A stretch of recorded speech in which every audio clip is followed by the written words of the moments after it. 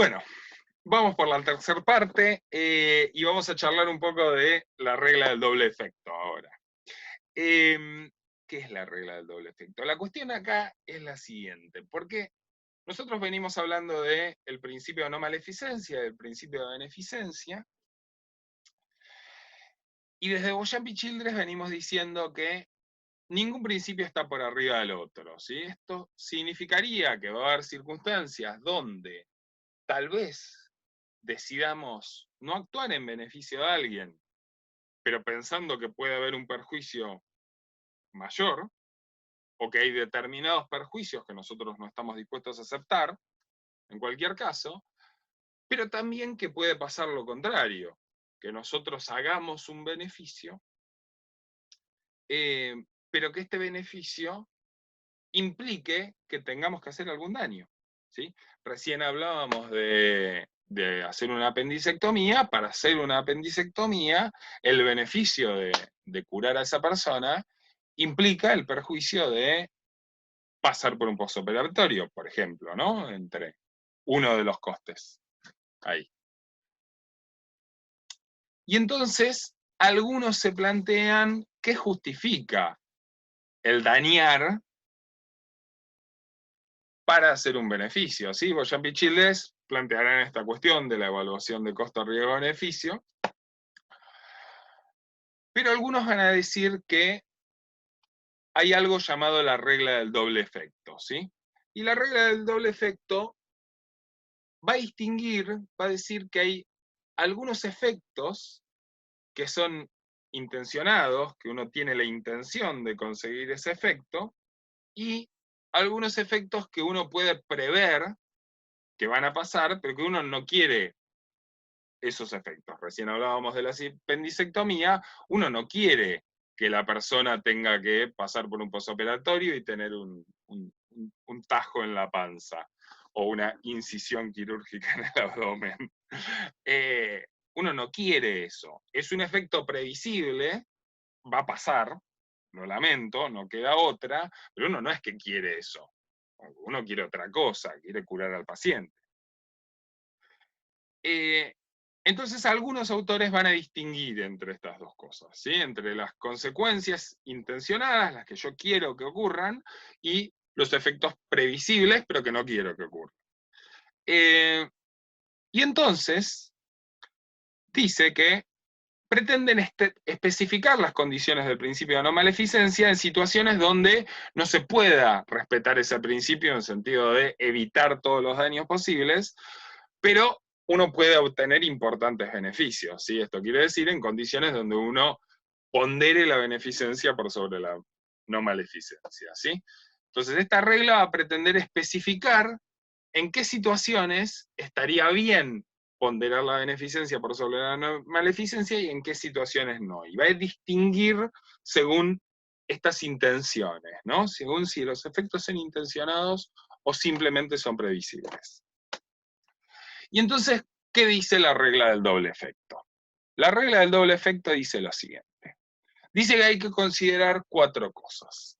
En primera instancia hay que considerar la naturaleza del acto, ¿sí? Esa acción que nosotros vamos a hacer debe ser correcta o al menos moralmente neutra, ¿sí? Volvamos a la apendicectomía. El acto de curar a este paciente pareciera ser correcto. El acto de hacer una cirugía pareciera ser correcta o al menos neutra en sí misma, ¿sí? Más allá de las consecuencias, ¿sí? Digamos, operar pareciera ser correcto.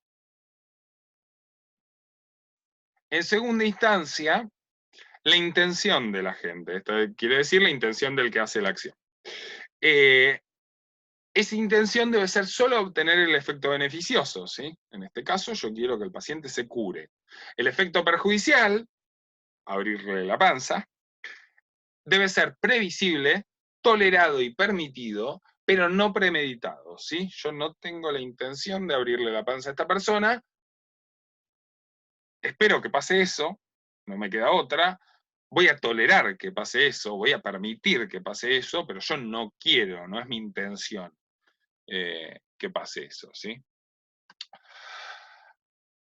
La tercera instancia es que tiene que haber una diferenciación entre los medios y los efectos, ¿sí? Ese efecto perjudicial, posoperatorio, tener la panza abierta, digamos, no debe ser un medio para obtener el efecto beneficioso, ¿sí? Yo no es que el medio para obtener el efecto beneficioso es que tenga el posoperatorio, ¿sí? Si el efecto beneficioso es consecuencia directa del efecto perjudicial, el agente tendrá la intención de causar el efecto perjudicial con el objetivo de obtener el beneficio, ¿sí? En ese caso, de que el beneficio fuera consecuencia directa del efecto perjudicial, uno podría decir que de alguna manera sacarle el apéndice a alguien, al sacarle el apéndice a alguien, el efecto beneficioso, curarlo, es consecuencia directa de sacarle el apéndice. Nosotros tenemos que tener sí o sí la intención de obtener el beneficio, ¿sí? Solo queremos causar el efecto perjudicial para obtener el beneficio. Y tiene que haber una proporcionalidad entre el efecto beneficioso y el efecto perjudicial, ¿sí? El efecto beneficioso, salvarle la vida, de hecho, al paciente, ¿no? Curarlo, pero además salvarle la vida, tiene que superar al perjudicial, que es que pierda el apéndice y tenga la panza abierta durante el tiempo. ¿Mm? El efecto perjudicial solo está permitido si hay razones para que se compense. Es decir, en última instancia hay una evaluación ahí de costo-riesgo-beneficio, ¿no? Esto veníamos diciendo. Uno podría plantear que en algunas otras circunstancias, como por ejemplo un aborto terapéutico, estas disquisiciones son un poco más grises, ¿no? Porque uno puede decir que ahí cuál sería el efecto beneficioso, ¿no? Y entonces dice, bueno, la curación es el efecto beneficioso, yo no quiero interrumpir ese embarazo, lo que quiero es curar, y ahí uno podría decir, bueno, cumple con la regla del doble efecto, ¿no? Tal vez. ¿Y qué pasa si ese aborto en realidad es porque lo que quiero hacer es producir esa interrupción del embarazo, ¿no? La intención es interrumpir el embarazo y ahí no cumpliría la regla del doble efecto, ¿sí? Mi intención es interrumpirlo, de hecho.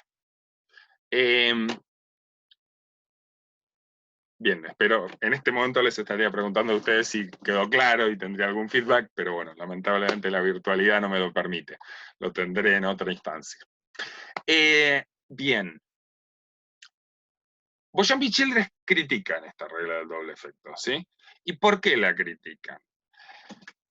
La critican haciendo un par de puntos de disquisición, ustedes tienen que conocerla de todas maneras, es una argumentación que se usa un montón para ponderar en los conflictos entre beneficencia y no maleficencia, pero me parece interesante que ustedes también conozcan las críticas a esta posición.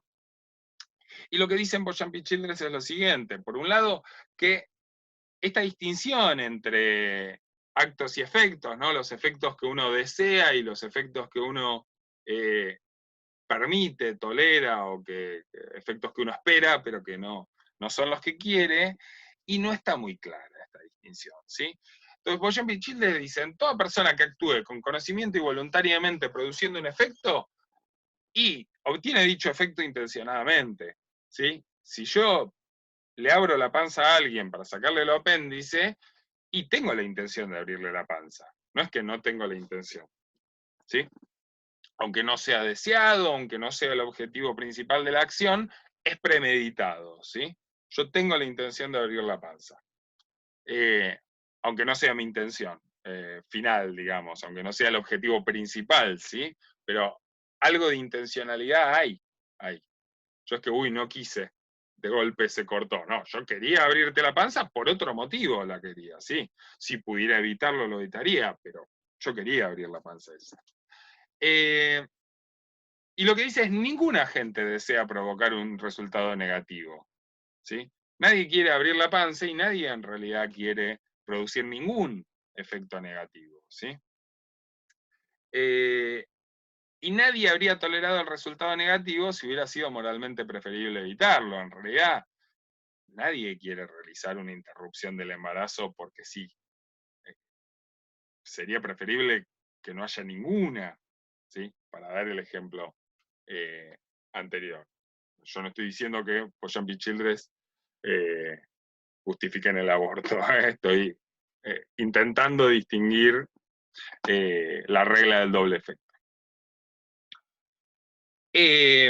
O que lo justifiquen en cualquier circunstancia, al menos. Eso será otra discusión. Bien. Además dicen que cualquier efecto puede considerarse un simple efecto secundario previsible, ¿sí? No un medio utilizado deliberadamente, ¿sí? Uno puede decir que en realidad es un efecto secundario. En realidad yo no es que quiero interrumpir un embarazo, sino que yo lo que quiero es que, no sé, la mujer pueda desarrollar su vida de la mejor forma posible, ¿no? No sé, que pueda elegir cómo vivir su vida, eso es lo que quiero, no es que quiera interrumpir el embarazo, por ejemplo.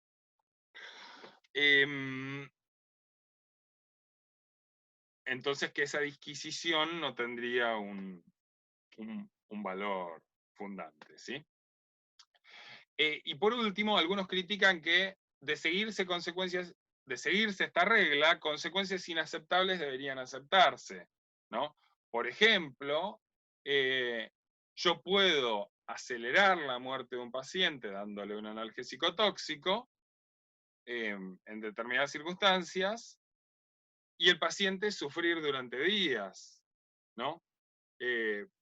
Y eso pareciera justificado, porque yo lo que quiero es darle el analgésico y no matarlo, ¿sí? Yo quiero calmarle el dolor y no matarlo, y entonces acelero su muerte, pero no lo mato, y entonces cumplo con la regla del doble efecto. Pero sin embargo, si le administro una dosis superior del mismo tóxico, del mismo analgésico tóxico, y letal, la muerte se produciría antes y con menor dolor. Con lo cual, este intermedio de, bueno, le doy el tóxico, le produzco un poquito de analgesia, pero igual la sigue pasando mal, está justificada por la regla del doble efecto, pero una práctica eutanásica no. Y ahí pareciera una contradicción inaceptable, ¿no? Como una cosa o la otra, de alguna manera. ¿Sí? ¿Se entiende? Mis ejemplos van en relación con la crítica a la regla, ¿sí? No es que esté justificando cada uno de esos casos. Bien, espero que haya quedado claro. Por último, algunas consideraciones sobre paternalismo, que seguramente lo vean nuevamente en la clase de autonomía, que es la siguiente, pero algunas consideraciones sobre paternalismo. ¿Qué quiere decir paternalismo? Paternalismo son aquellas circunstancias donde uno decide hacer prevalecer la autonomía, decide hacer prevalecer la beneficencia por sobre la autonomía de un paciente en principio competente. ¿Sí? Un paciente dice, yo no quiero esto, y uno dice, bueno, pero yo, que soy el profesional de la salud y que sabe más, o lo que sea, que sabe lo que es bueno para vos, voy a hacer esto. ¿Sí? Y lo que tiene es los siguientes criterios, ¿sí? Para que haya paternalismo, la acción que nosotros hacemos tiene que ser beneficiosa para el paciente. Además, tiene que violar una regla moral respecto al paciente. Tenemos que o engañarlo, incumplir una promesa o alguna cuestión por el estilo. Se tiene que llevar a cabo sin el consentimiento del paciente, ¿sí? En contra del consentimiento del paciente o sin el consentimiento, y este paciente tiene que ser al menos parcialmente competente. ¿Sí? O sea, algún grado de competencia tiene, esto quiere decir, lo verán más adelante, pero tiene algún grado de capacidad para decidir sobre sí mismo, ¿no? Y nosotros, en pos de la beneficencia, pasamos por arriba. Esto se llama paternalismo, ¿no? Y Poyampi Childress usan esta frase donde dicen, desde esta perspectiva, un profesional sanitario es como un amante padre con sus hijos dependientes y a menudo ignorantes y temerosos. ¿Sí? A Poyampi Childress no les gusta. mucho las prácticas paternalistas. Bueno, acá una disquisición entre paternalismo fuerte y débil que